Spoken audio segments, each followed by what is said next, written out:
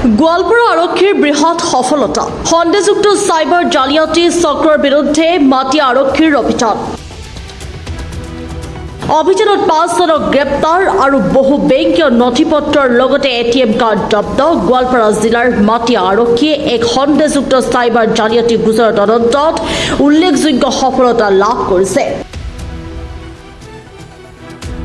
মাটিয়া থানাৰ ভাৰপ্ৰাপ্ত আৰক্ষী বিষয়া ৰাজেশ প্ৰসাদ ৰনিয়াৰৰ নেতৃত্বত অভিযান চলাই বহতি অঞ্চলৰ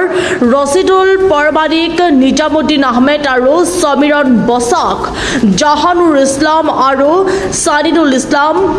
মুঠ 14খন এটিএম কাৰ্ড বিভিন্ন আপত্তিজনক বেংকৰ একাধিক পাছবুকৰ লগতে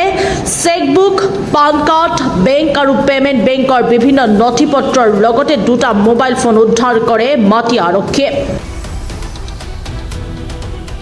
এই চাইবাৰ জালিয়াতিৰ সৈতে আন কোনো ব্যক্তি বা সংঘবদ্ধ চক্ৰ জড়িত আছে নেকি সেই দিশতো আৰক্ষীয়ে গভীৰ তদন্ত চলাই আছে 5 সন্দেহযুক্ত চাইবাৰ অপৰাধীক গোৱালপাৰা জেললৈ প্ৰেৰণ কৰে আৰক্ষীয়ে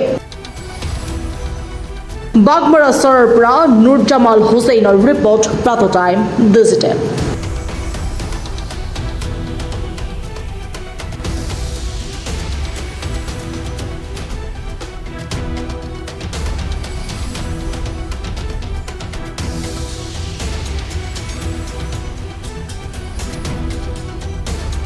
শদিয়াৰ পৰা ধুবুৰীলৈ বৰাকৰ পৰা ব্ৰহ্মপুত্ৰলৈ সকলোৰে মাজত চিনাকি এটা নাম প্ৰাতঃ টাইম থলুৱা ভাষা কৃষ্টি আৰু সত্য বাতৰিৰ আধাৰত প্ৰতিষ্ঠিত খবৰ প্ৰাতঃ টাইমৰ প্ৰতিটো বা বাতৰি পুংখানুপুংখভাৱে চাবলৈ Facebook YouTube website Twitter Instagram আৰু ব্লগাৰ পেজত লাইক আৰু ফ'ল' কৰক ধন্যবাদ